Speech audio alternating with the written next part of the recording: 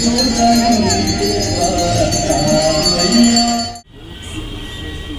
Finally আমরা পৌঁছে গেছি। ফাইনালি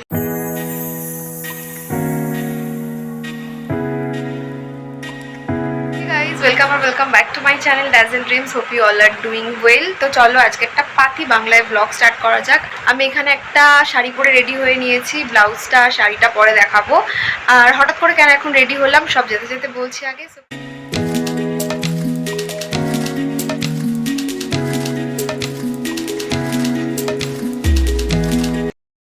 বাইরে একটা মারাত্মক রকমের রোদ।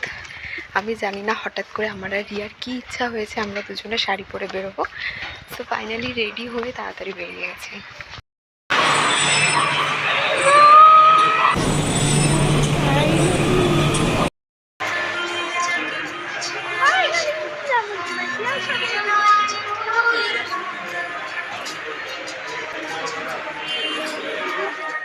বেসিক্যালি আমরা এখানে রেডি হয়ে যাচ্ছি বাবুঘাটে। আমি অনেক ভিডিও দেখেছি বা অনেকের মুখে শুনেছি গঙ্গারতির কথা ওখানে, কিন্তু কোনোদিন সেরকমভাবে সময় ওঠেনি যাওয়ার। সো ফাইনালি আমরা দুজনে প্ল্যান করে 3:30 নাগাদ বাড়ি থেকে বেরিয়ে গিয়েছিলাম বাবুঘাটের উদ্দেশ্যে। তো ফাইনালি আমরা পৌঁছে গেছি। অবশেষে আমরা পৌঁছে গেছি। আর লোকেশন আমি বলে দেবো কিভাবে আসা যায়। এখানে খুব সহজে আমরা চলে এসেছি। আর ভালোভাবে আর এখানে এরকম ফাঁকা রয়েছে, খুব ভালো লাগছে হাঁটতে। এখানে একটু ফটো তুলবো, ভিডিও করব, দেখতে থাকো আগে ব্লগটা। আর যেহেতু আমি আর রিয়া দুজনেই সাউথের দিকে থাকি, তো আমাদের কাছে সবথেকে তাড়াতাড়ি যেটা হয় সেটা হচ্ছে আমরা কবি সুভাষ থেকে মেট্রো ধরেছি। মেট্রো ধরে স্প্ল্যানেডে নেমেছি। স্প্ল্যানেড থেকে একটা বাসে তোমাদের লাগবে খুব বেশি 7 থেকে 8 মিনিট। আর তোমরা কিন্তু এখানে খুবই ইজিলি পৌঁছে যাবে বাবুঘাট। আর এখানে দেখতেই পাচ্ছ সব গঙ্গারতির জন্য এখানে রেডি রাখা রয়েছে জিনিস। আর আমরা যখন পৌঁছেছিলাম তখন ওখানে 4:30 পৌনে 5টার মতো বাজে। প্রতিদিনই হয় এটা মোটামুটি। আর 6:30 থেকে কিন্তু শুরু হয়। তো সেই টাইম বুঝে তোমরা এখানে চলে যেতে পারবে। আমরা এখন অপেক্ষা করছি, এখানে সব রেডি হয়ে আছে, 6:30 নাগাদ স্টার্ট হবে। এখানে গঙ্গা, এখানে সূর্যাস্ত হচ্ছে, সানসেট। কেমন লাগছে রিয়া বেবি? দারুণ। আমার তো খুব ভালো লাগছে। এই জীবনে আমি ফার্স্ট টাইম এখানে আসলাম। তো ওকে দেখালে এসেছি।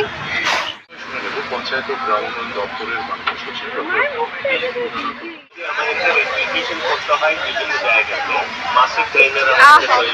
ইয়ারে আমি আবার কত মাস পরে মাটির ঘরের চা খাচ্ছি।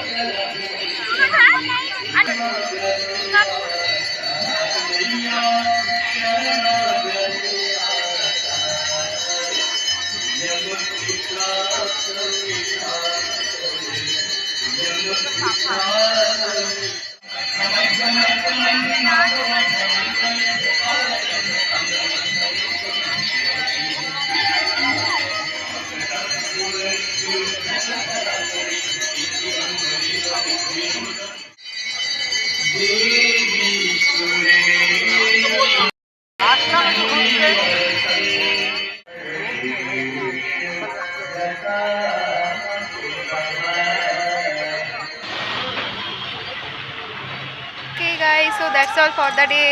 আমরা অনেক এনজয় করেছি। হিন্দি গেল না। ওকে, এখানে ব্লগটাকে এন্ড করছি। Bye, see you in the next video. আর bye Riya, until will met the next time. By.